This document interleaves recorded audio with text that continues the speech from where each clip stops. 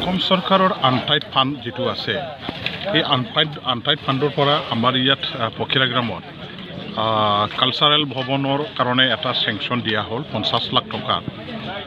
আমাৰ অসমৰ মুখ্যমন্ত্ৰী সৰ্বানন্দ সোণোৱাল ডাঙৰীয়া দেৱৰ কৃপাত এই চেংচনটো আজি ইয়ালৈকে আনিব পৰা গ'ল।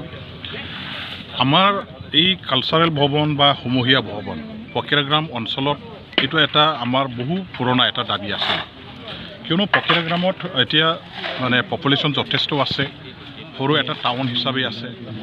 এই পখিৰা গ্ৰামখনত আমাৰ এতিয়ালৈকে যিহেতু মিটিং এটা সৰুকৈ পাতিবৰ কাৰণেও আমাৰ বিবাহ ইয়াত পাতিবৰ কাৰণেও কোনো এটা তেনেকুৱা ৰাজহুৱা আমাৰ সমূহীয়া ভৱন বা তেনেকুৱা ধৰণৰ ভৱন বা স্থান একো নাই, যাৰ কাৰণে এই অঞ্চলৰ ৰাইজে বহু কষ্টৰ মাজেৰে নিজৰ প্ৰগ্ৰামবিলাক নিজৰ সামাজিক কাম কাজবিলাক কৰিব লগা হয়। আৰু ইয়াৰ কাৰণে এই অঞ্চলৰ ৰাইজে বহুদিনৰ পৰাই ইয়াত আজি এই ধৰণৰ সমূহীয়া ভৱন এই সাংস্কৃতিক ভৱনৰ নামেৰে হওক বা যিকোনো ভৱনৰ নামেৰে হওক আজি ইয়াত ৰাজহুৱাভাৱে আমাৰ ভলভাৱে ব্যৱহাৰ কৰিব পৰাকৈ আমাৰ এই ধৰণৰ ভৱনটো নিৰ্মাণ কৰি উলিওৱাটো পখিৰা গ্ৰাম বাকী ৰাইজে যিহেতু বিচাৰিছিল, আজি সঁচাকৈ অসম চৰকাৰৰ কৃপাত আমি আনটাইড ফাণ্ডৰ পৰা এই 50 লাখ টকা চেংচন কৰি অনাৰ দ্বাৰা দি এইখিনি ৰাইজৰ আশা আকাংক্ষা পূৰণ হ'ল, এইখিনি ৰাইজৰ দীৰ্ঘম্যাদী দাবী পূৰণ হ'ল।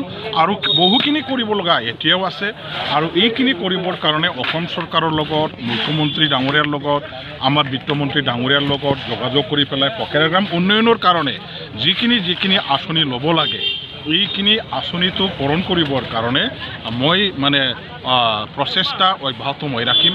ইতিমধ্যে পখিৰা গ্ৰাম এই টাউন পূৰ্ণাংগভাৱে আনুষ্ঠানিকভাৱে এটা টাউন হিচাপে স্বীকৃতি পোৱা নাই।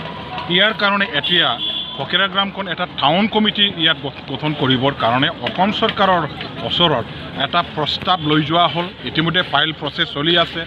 মাজত এটা আপত্তি কিছু অংশ ৰাইজৰ পৰা আহিছিলে, এইখিনি এটা মীমাংসাত আমি আহিব পাৰিছোঁ। আৰু নো অবজেকশ্যন ৰাইজৰ পৰা পোৱাৰ পাছত অসম চৰকাৰৰ আমাৰ আৰ্বান ডেভেলপমেণ্টৰ মন্ত্ৰী চাহাবৰ পৰা পখিৰা গ্ৰাম টাউনখন সোনকালে এটা টাউন কমিটি গঠন কৰিব পৰাকৈ ইয়াৰ এটা ফাইল প্ৰচেছ চলি আছে।